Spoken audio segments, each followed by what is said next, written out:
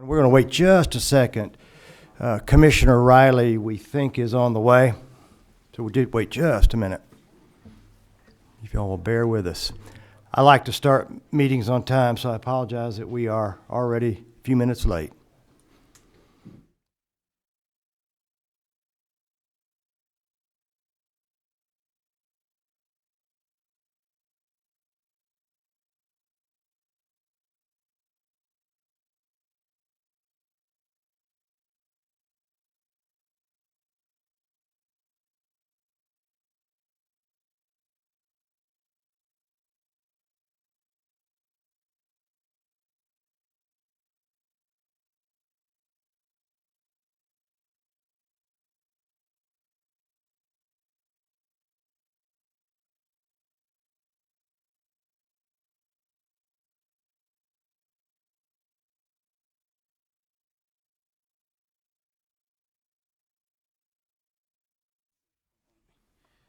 We had a little malfunction.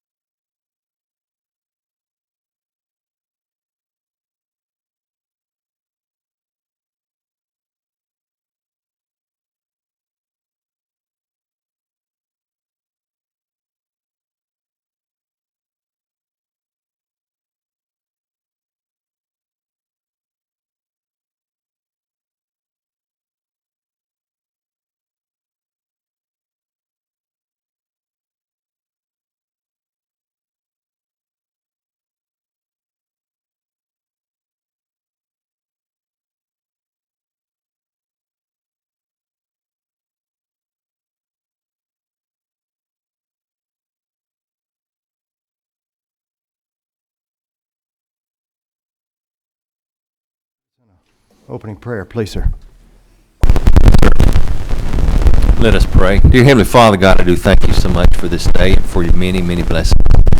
Lord, I thank you for each one that is here today and those that represent their states. And Lord, I pray that you'll be with our families as we are away. God, I pray that you give us great wisdom that we can do your will. And just go before us, guard, guide, and direct our paths. In your name I pray. Amen. Amen. Thank you, Rick. Today we have the honor of having Commissioner Riley with the Department of Revenue and her team going to make a presentation to us. Commissioner Riley, the podium is yours. Good afternoon, Representative. Good afternoon, Mr. Chairman and members of the committee. Which one?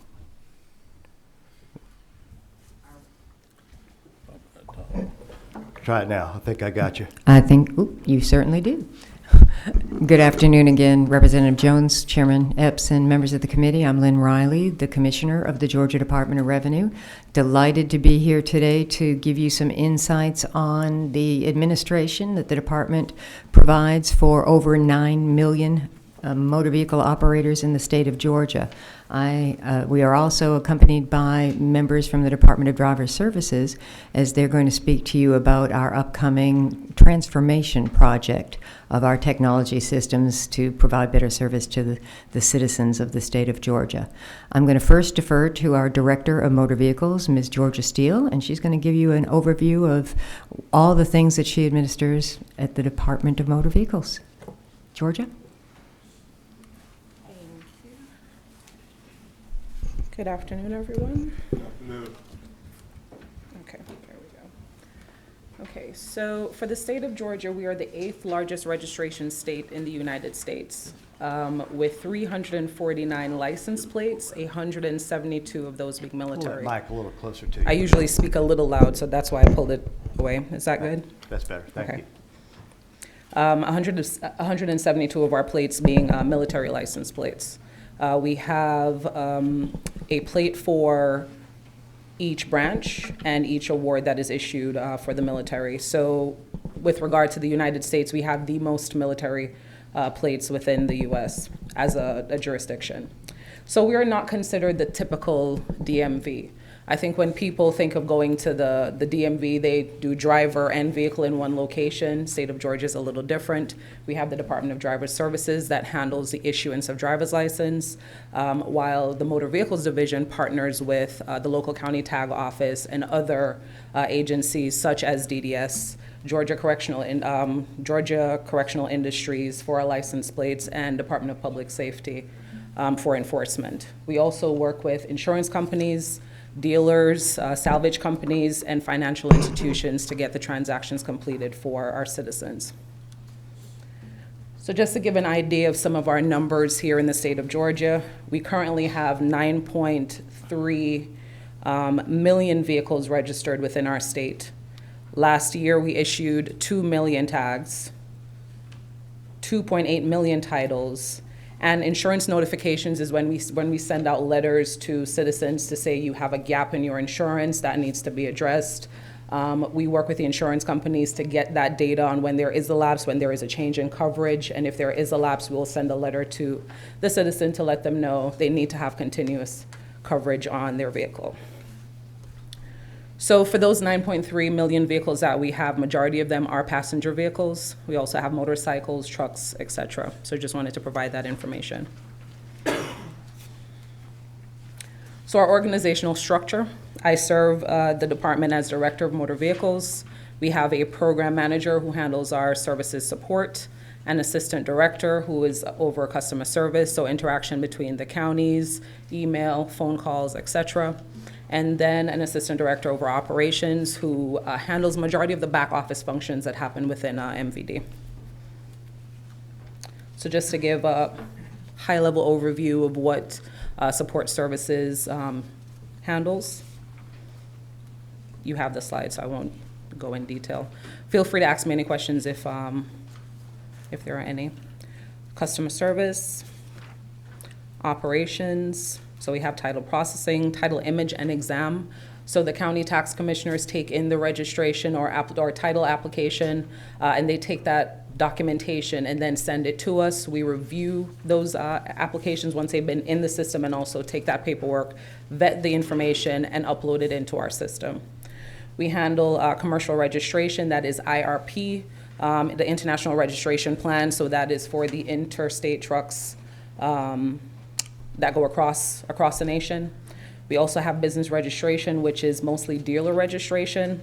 Our financial operations, which is our finance office, taking in the money, making sure that it gets to the appropriate areas, which include some of our specialty plates, such as like the UGA plate, Falcons plate. We make sure that the money gets distributed back to those special interests. And then our license plate fulfillment, which is a part of our partnership with the Georgia Correctional Industries. And so just to break down my numbers of our different areas and what our volumes typically are over, well, the last 2 years. So a lot of calls, a lot of walk-ins. We have done several changes and put in several initiatives to work on reducing the number of people who need to walk into our office. That has been our focus for the last, really over the last 2 years. We've really been focusing on trying to drive those numbers down to be able to empower the customer to be able to take care of their transactions on their own. And so we're continuously working on that. And so some of our online services. So we have a county contact database. That is a secure database for our county tax commissioners. We have 159 of them who we support, as well as their offices. And so they have about 2,000 users that are in the system, and this allows for us to not only send information by email, but also provide a resource and documentation that they can look at to see if they need a form that we don't necessarily provide on our website, if there is some legislative change that we need to make them aware of before it becomes public. We're able to communicate that information to them and get that training and feedback going before we start providing that information outside. We have our system for electronic insurance compliance, which I mentioned before. our insurance penalty, government vehicle assessment. Our plate samples are on our website, so every plate that is issued through our state, there is information on our website that shows a sample of what that plate would look like and what the requirements are and if there are fees. You're able to schedule an appointment to come into our office, which is in East Point. You're able to schedule an appointment online to be able to walk into our offices and get those services taken care of. We also have an online tag renewal portal. And about 2 years ago, we had the wonderful opportunity of having our print vendor, who prints our renewal notices, filed bankruptcy the day before they were supposed to print 800,000 notices. Let's just say that was an interesting time in Department of Revenue. And so we have provided a service that allows for citizens to be able to look up their tag renewal fee. Of course, we've been able to get past that, but it provided a new resource that if you happen to misplace your renewal notice, you can quickly go online, find the information, and just write the check and send it to the tag office if you wanted to do it that way. And then we have our title ad valorem tax calculator. And we have a service for lenders where they're able to look up information on liens. That was something that we were constantly getting calls on, and so we provided an online service for them to be able to do that. So I would like to talk a little bit about our government vehicle assessment. This is under House Bill 170. This is a new portal that we developed to allow for government entities to be able to go online, look up all the vehicles that are listed under that entity and be able to pay the government vehicle fee. So that is for heavyweight vehicles and alternative fueled vehicles that fall under 170. And this is for the government entities. And so we sent out 4,100 mailings. That was back in April of 2016, and we're about to ramp up to get the next mailing out. And so some of our electronic services include ETR, which is our electronic title and registration platform. Essentially what it is, you go into a dealer's location, you find the car of your dreams, you purchase it, and magically your license plate and registration card comes in the mail.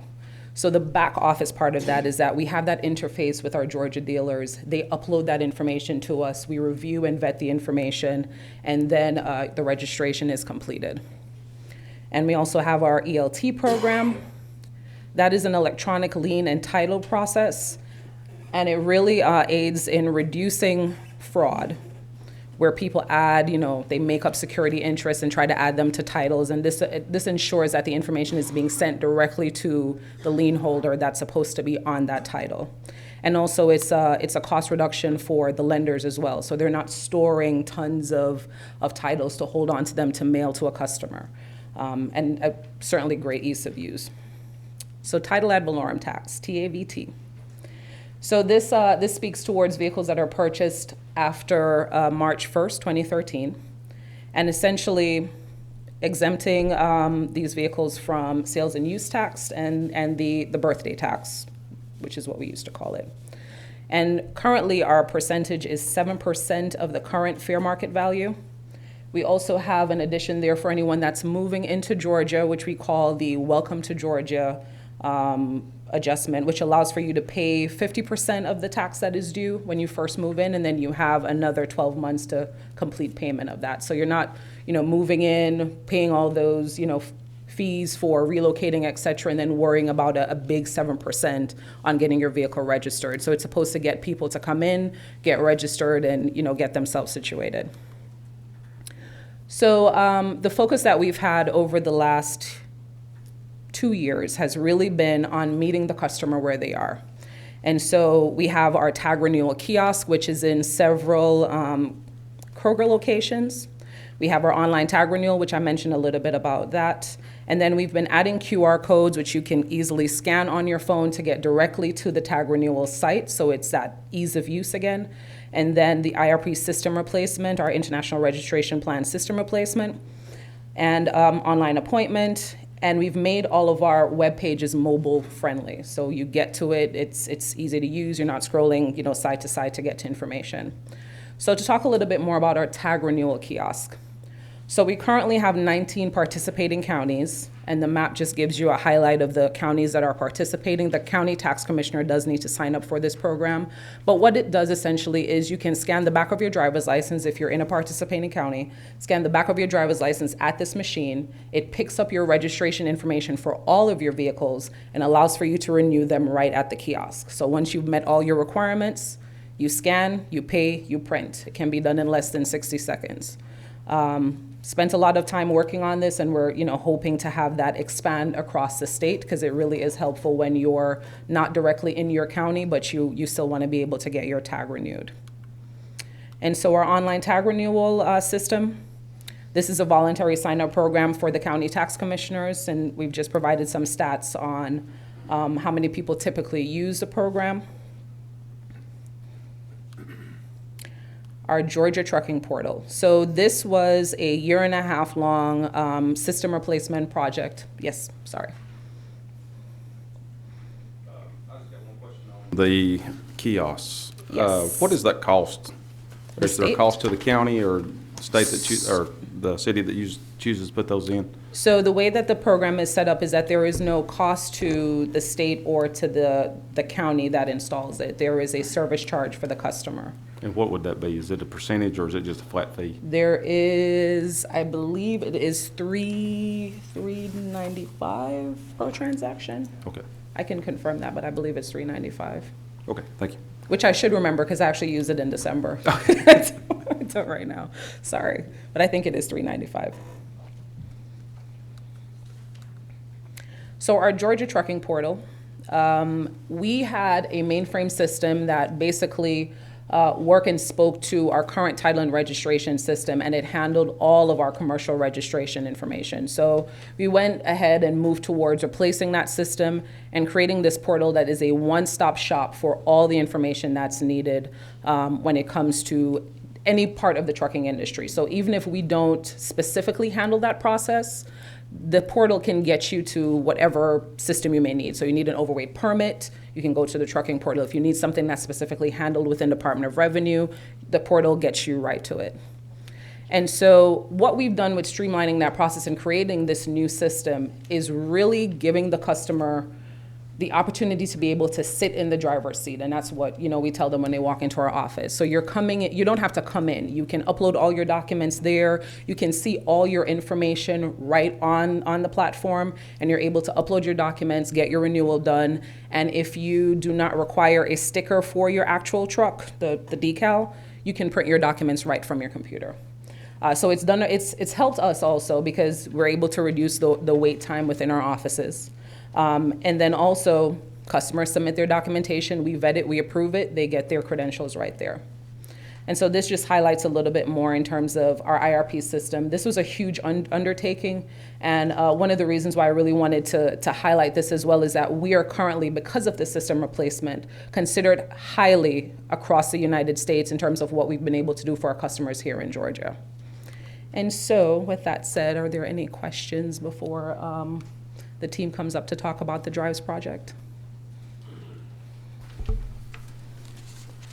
Director Steele, we appreciate your presentation. Any questions by committee members? And again, please, if you'll just punch your button, and I'll acknowledge you. Number 18. Yeah, good job. Thank you, Mr. Chairman. Thank you, Director Steele. I saw that you sent out 4,100 mailings for the first assessment. What is the rate of return on good addresses? So for the government, so we spent a lot of time before we sent out the mailing. We spent a lot of time merging records. So I like to use UGA as an example, because that's kind of our big school. They have different locations that have vehicles registered. So we went into the system and merged all of their different divisions, et cetera, into one customer record and mailed them out. So it's going much better now that we were able to go through and merge the address records and the customer records. So it's very successful? I would consider it, yes. Thank you. No problem. Any other questions of the director? Our Director Steele, we appreciate your presentation. Thank you. And who is up next? Two of us, actually. It is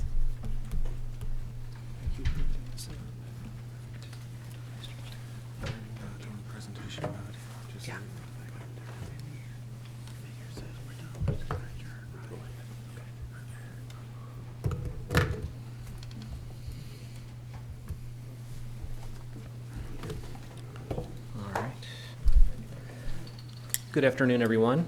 My name is Michael Leal with the Department of Revenue. I am the Drives Program Manager from our side of the project, and with me today is Brett Young from Department of Driver Services. And we're going to talk to you about Drives, the driver record, and integrated vehicle enterprise system. So Drives is going to be an integrated system between our two agencies. And the objectives of this are to meet the increasing needs of our customers by giving them better customer service and ways to interact with our agencies. For example, kiosks, as we've heard that we've already done some rolling out at some Kroger locations, more web presence, more mobile apps. We want to also increase our data integrity. So as you can imagine, with an older system, a mainframe system, almost 20 years old, there's some opportunities for improvement on how you can do your transactions, kind of keep things more streamlined. We're looking to modernize and actually have the ability to have more automated data collection technologies to bring the data in. It's cleaner, it results in less errors down the line. We want to have our business processes more efficient in a easily modifiable, configurable system. What that means is whenever we need to make a change to the system today, we have what you call older technology type of resources. We have COBOL. It takes a while to make a modification. What we're looking for with Drives is the ability to be able to adapt quickly to changes, especially those that may come from the legislature, to be able to meet your needs and meet the citizens' needs and be able to deliver quickly. Mr. Wheel, quick question. Have you been having any issues with your system being hacked or attacks from outside? That's a great question. What I would say to that is, since we are a mainframe system, it is housed entirely within the North Atlanta data center. It would be extremely difficult to penetrate that from the standpoint of more of distributed systems, web systems, what have you. Those would be a little bit more susceptible to that. I could get a more definitive answer for you, but just from the standard of the technology, I would say that it would be less likely than some of the newer technologies today. But you do operate off-site remote locations in the counties, so you've got that data communication between the counties and your mainframe. Correct. And those are done via dedicated circuits to each county tag office. So that's a private network that is managed by AT&T through our GETS environment with the Georgia Technology Authority. So that's an all entirely closed system. Okay, thank you. And it's the same for the Department of Driver Services. And the last bullet on this slide, one of the additional things that we're looking to really see a lot of improvement is real-time document scanning and retrieval. This is going to be a change at the county tax level, the county tax office level. Right now, documents are sent to our to our processing center. They are prepared, they're scanned, and they go into our imaging system. We're looking at being able to let the customer have their documents back after being scanned at the point of the transaction, and that allows those documents to be accessible to anyone who may need to go into Drives to look at those documents the next day or even within the next hour. We want to provide user interfaces that are intuitive and easy to use. Again, going to a newer technology, what we're looking for is adaptability, flexibility, make things easier, not only on the customer, but also on the development staff to be able to react to the needs of the customer. Comprehensive real-time reporting infrastructure. So today, when you want to have certain information come to you from the mainframe, you have to put in a change request, you have to assign a developer. It takes time in order to get certain information. We're looking for the ability to have direct access to the information at the whim of the user to be able to drill down to whatever kind of information they're looking for. That ties into data analytics to reduce fraud and fraudulent activities. With that ability to drill into the data, we're going to have a lot more information regarding patterns of fraud. We'd be able to identify them. We'd be able to stop them hopefully sooner in the process as we get that information. And we also want to improve the integration between our tag and title system and our driver's license system. Our two agencies, we work with a very similar customer base, and just being able to have that close-knit proximity within the same system is going to help, in the long run, be able to help the citizens of Georgia. Okay.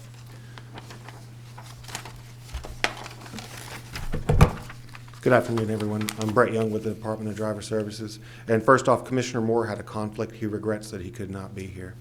So for the drive's background, the Department of Revenue was looking to update their gratis system a few years back. At the same time, the Department of Driver Services was looking to modernize and get off the mainframe system. Upon looking at the requirements with OPB, we found that there were some synergies for both of us combining our projects.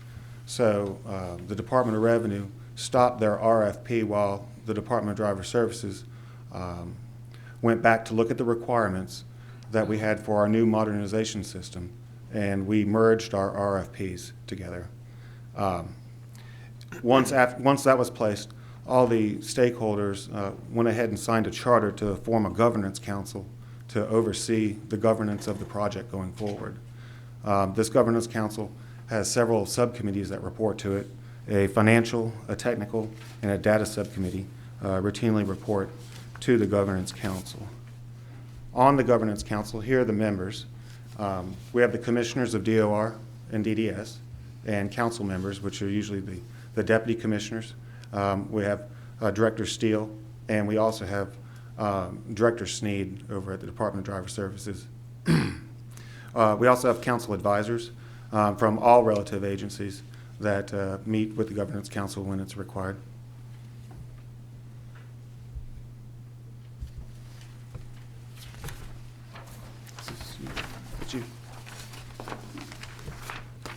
So the current state challenges, the reason we're even undertaking drives.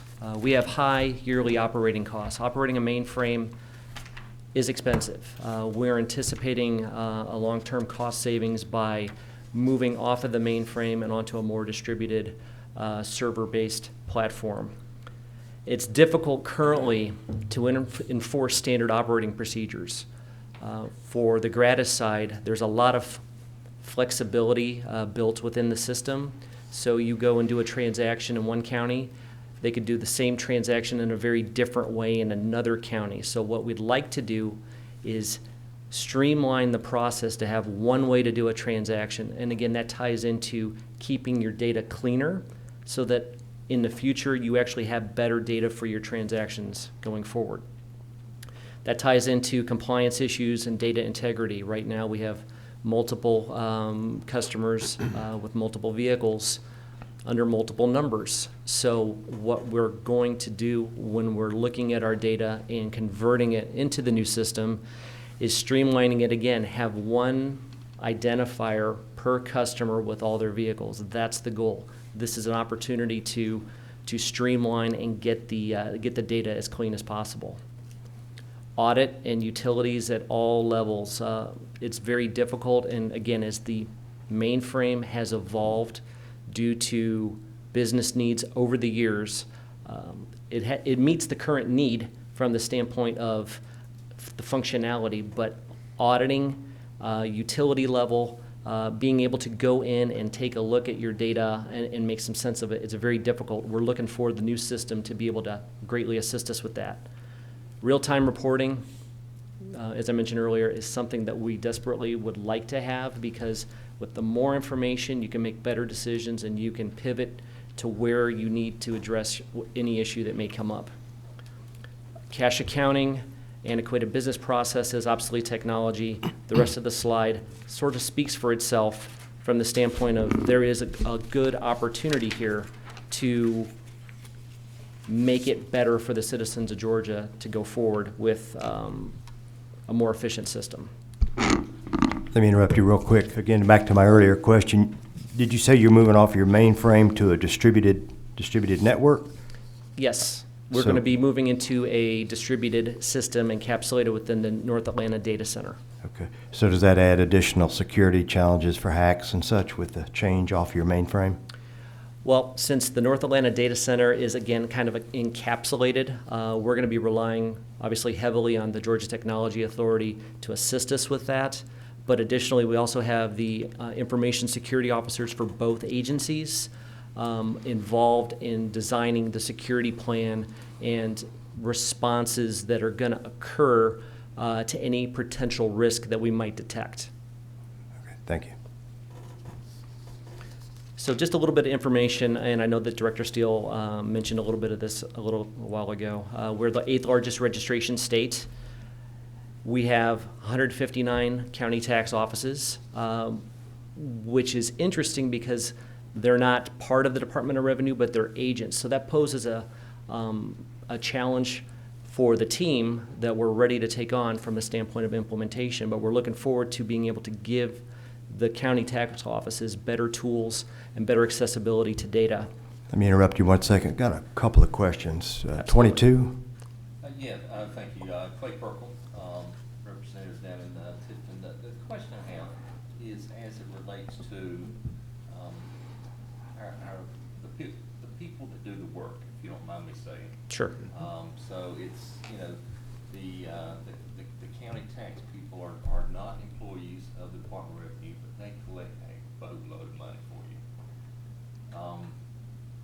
The impact on them, I've heard no one say anything positive about the gratis system. I know that hate is, but it's pretty appropriate. Okay. And it's slow, it's antiquated, and it's not serving the needs for the folks that we rely on in the state of Georgia to collect our money for us. What can we do to make this process seamless for them? I know training will be involved, but I'm thinking especially about some of my poor counties that are still collecting money for the state of Georgia, and the county, my county constituents are paying for their services, but I want to make sure that the people that we're relying on to collect this money for the great state of Georgia are taken care of. Commissioner Riley, man, I must have pulled a button.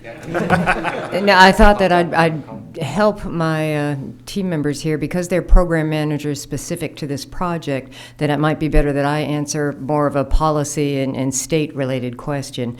But this is the whole reason why we are taking this journey together, is the local tax commissioners have been telling us the same thing they've been telling you. And while the gratis workhorse has been a workhorse for decades, it is decades old. And relying on a DOS-based green screen, unresponsive system is exactly why we thought we'd strike off on this journey. And so that is absolutely part, and you'll hear some more from these gentlemen on what we will be doing, working in partnership, and what they've already started to do to make sure that this is a seamless journey together. We recognize that we are going to have to be providing training as we put new systems in the county, and we want to assure, and as they'll touch base on in a minute, we started the conversation with the local governments when we began a year and a half ago contemplating this. We have a tax commissioner on our governance council. We have them intimately involved in the development of this project so that it will be user-friendly from their perspective. I hope that's a helpful answer. And thank you for that. I do appreciate that. I'm sure they don't give you the same adjectives regarding I do believe they may. And we understand because we work in that same gratis system, and it's as cumbersome for us at the department as it is for them. All the more reason why we're very grateful for the appropriations that you folks have already offered for this project, and some funding that is currently in the FY18 budget that will hopefully help us pay for the system that'll make those tax commissioners' lives a lot easier as well. Thank you. It will as ours too. Got another question, 24? Commissioner, I appreciate your answer, and not pile on Representative Perkle's comment, but my county tax commissioners would not appreciate it if I didn't take the opportunity to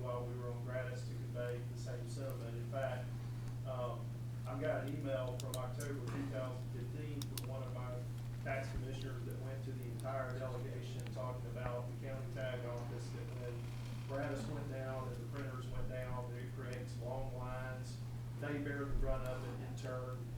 We, the representatives, bear the brunt of it. At the time, the answer we got back was that Relay, we're having a meeting for tax commissioners on Drive, so we're going to be getting it. But you know, that answer only works for so long. And I know timeline. We hadn't gotten to the discussion about timeline of implementation. But can you help us with something that we can go to when we get these calls from the tax commissioner to give them some guidance or reassurance?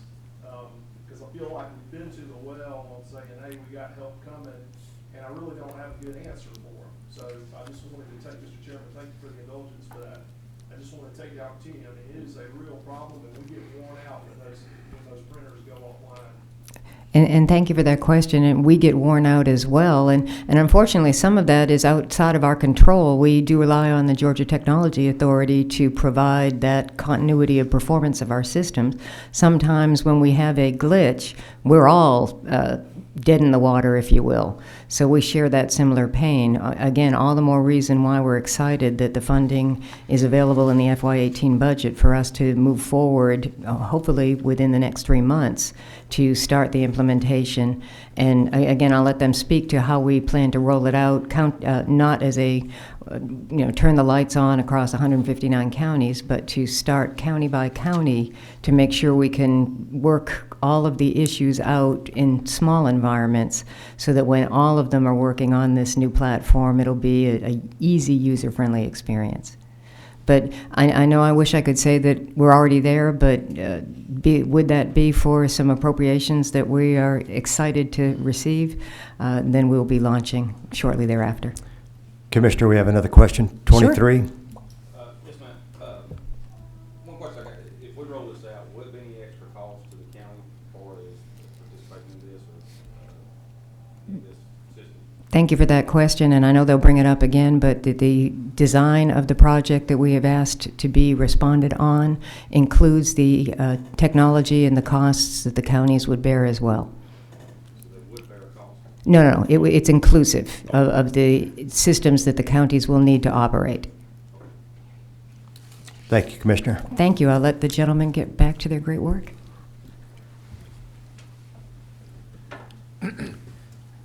Thank you, Commissioner. And just to summarize the slide, by looking at the last 3 bullets, you can see just how large Gratis is and the endeavor we have in front of us. We have over 6,000 users with millions of registrations, millions of titles, 2 billion data records that we're going to have to clean, scrub, and move into the new system.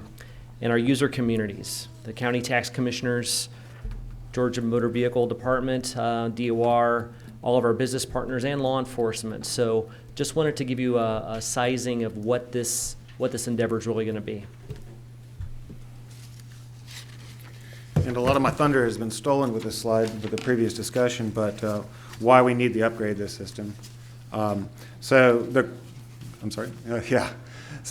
current application, as we talked about, Gratis, and also the back end of our license issuance system, decades old system that the development tools, they cannot keep pace with the advances that are basically coming onto both departments. Legislative changes, we have to go back and we have to find a COBOL programmer that can go back and look at this technology. Well, where's the COBOL programmer? Because the schools aren't. Oh, sorry. Was that a question? We have a programmer for you, I think, right here. There you go.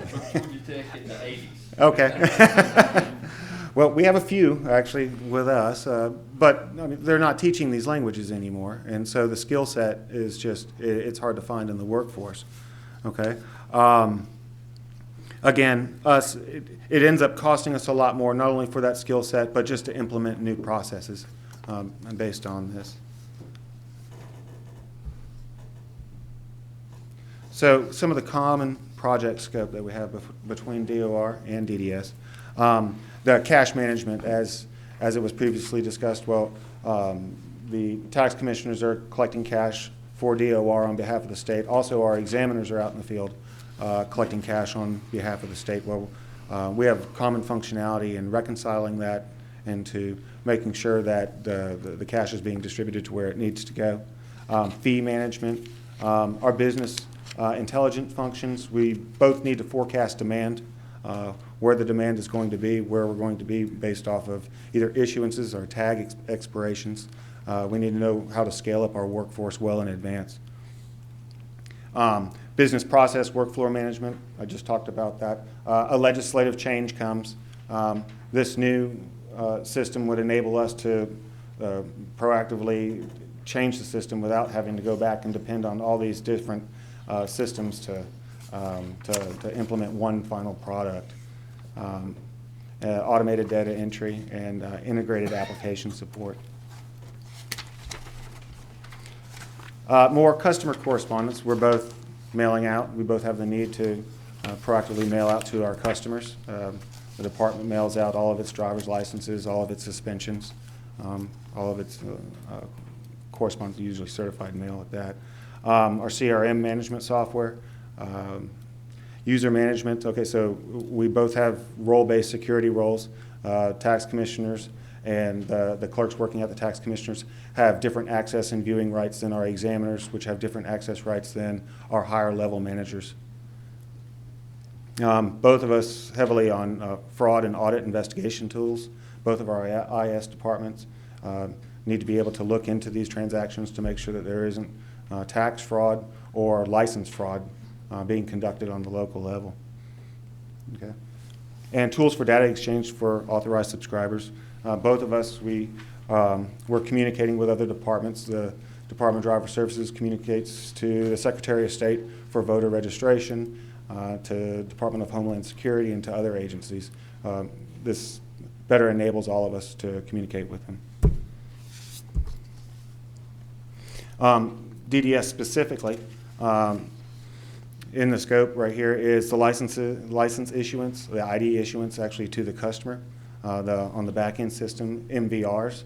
They're currently maintained on the mainframe. GSIPs, which is kind of a segregated process, which is an automated electronic court reporting. Okay, that is included into this process so that right now we have an outside system that reports to our mainframe from the courts whether or not to put a withdrawal or suspension on a customer's record. If it's all in one, we would not have to rely on a third application to produce what we call an error report back to the courts. The courts could know in real time as they're transmitting it to us. Withdrawal suspension processing, that's a very complicated transaction for the department. Some of these customers that come in that have suspensions usually have several suspensions and they have several different requirements that they need to reinstate. The training alone on that is pretty cumbersome. Hope this system would be able to automate that and streamline it so that all the requirements, all the prerequisites are met prior to an issuance. Document imaging and management. We're currently doing that with us being a Real ID compliant state, but again, it is a separate process outside of the mainframe right now. This would integrate the two. Okay, I talked about interagency data sharing. We have data sales, bulk MVR, to some of our business partners. We sell these MVRs to these businesses to sell to other companies. Okay, and to our other business partners, such as our driver training schools, which currently use a different process called OCRA to go ahead and report driver training certificates and other documents needed for issuance. Michael.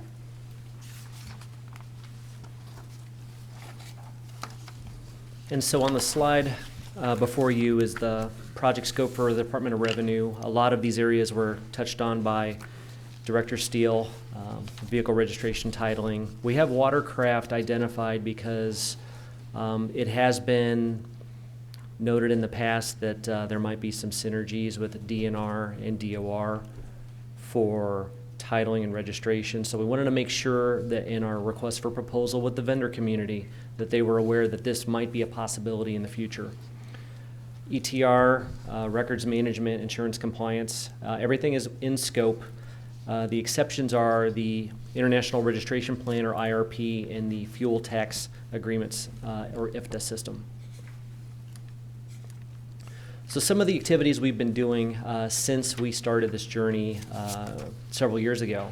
We started gathering the requirements for the request for proposal in January of 2014. And we started working with DDS in 2015. Our governance council was impaneled, and we actually released the RFP October 30th, 2015, held an offers conference, and also sent out a county survey to the representative's point earlier. We have gotten a lot of feedback from the counties, and they were quite clear with some of their thoughts on Gratis at the time. So we are very clear about what some of the problems and issues they are facing, and we're working to make sure that those are addressed when we go forward with Drives. Other things we've done, we have a procurement subcommittee, data subcommittee, technology, and a finance. And right now we are still in an active procurement, so there's not a lot of information that I can really tell you right now about Drives in particular, but we have these committees working on ways to look at our two agencies and see where we can have some commonality on the technology, because if we're going to have one system, we're going to have agreements and make sure that we understand how we're going to share the data, how we're going to do upgrades to the technology, and those subcommittees have already been formed and they're already in working groups now. We selected our evaluators, we did site visits, and we've done the cost evaluation, and we've actually selected an IV&V vendor, again, but that's also kind of pending because we've not officially awarded yet. But we have gone through the IV&V process with the Georgia Technology Authority because, as you know, this is a large project. Oversight is going to be critical to ensure that the taxpayers' dollars are spent wisely. So just to give you an example of how we're going to break this up, and this is at this point in time, obviously is when we get an award to a vendor, some of these things may change or they may shift a little bit. But we're looking at multiple projects on the DOR side. We have the software installation, organizational change management. This was actually something in House Bill 676 last year that was signed into law that requires organizational change management plan for projects larger than $1 million or that have two agencies or more involved. And effectively what it is, it's the people side, similar to the question earlier about how's this going to affect the county tax offices. That's what this particular project or this portion of Drives is dedicated towards. Seeing how we're going to impact the workflow.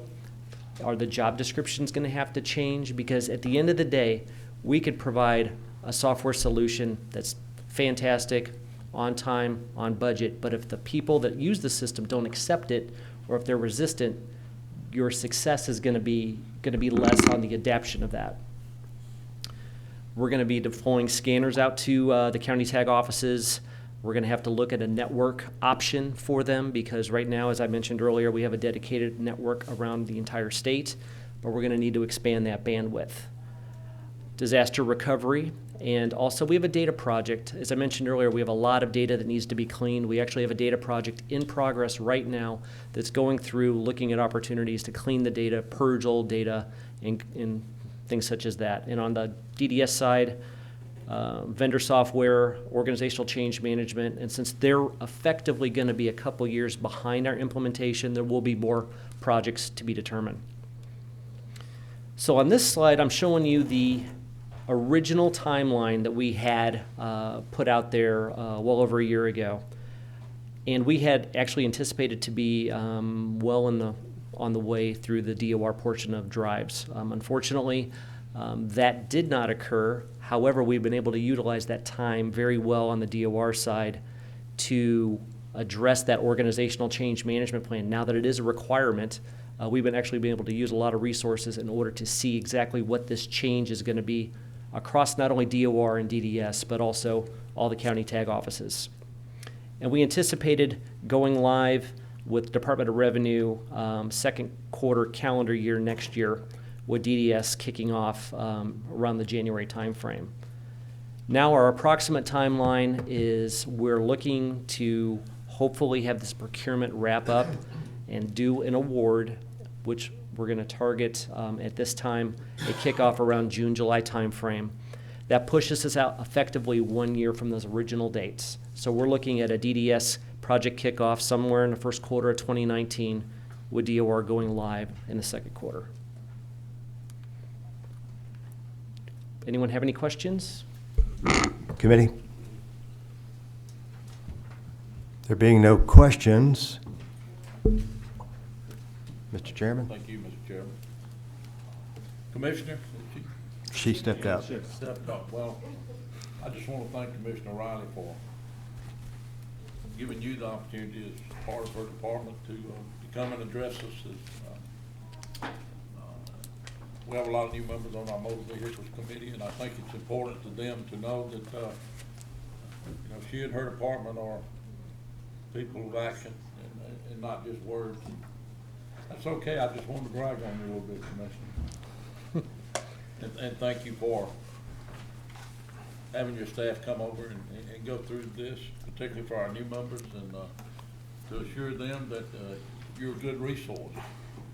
Well, for the thank you. Legislative Assembly, that I know from a personal experience, they get bombarded from the local government level, and she'll give you a cell phone number. Maybe not everyone, but I'd be delighted to, and the chairman is welcome to share it with each and every one of you.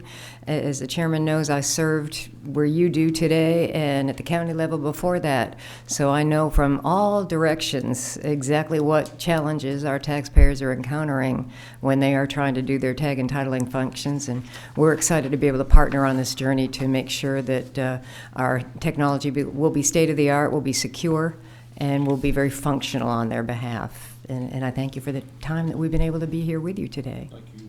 We appreciate Thank you. Mike Mitchell with DDS for being with us. That's another excellent source for you with transitional licensing and just all issues that you run in, you have called to your attention from your constituents. So Mike will work with you in any way to address them. Good to see you, Barry, from the private sector. Mr. Moore from the Automobile Dealers Association. These are faces you'll see in our motor vehicles committees meetings on a regular basis. Thank you, Jenna, for being with us, our legislative council aide, and our intern for helping Greg cover more, put out more issues than he can deal with in a day. So with that being said, Mr. Chairman, I'll turn it back over to you. Thank you, Mr. Chairman. I think you did an excellent wrap-up for us, so thank you very much. Presenters, we appreciate you, and again, thank you for your time today. We are adjourned.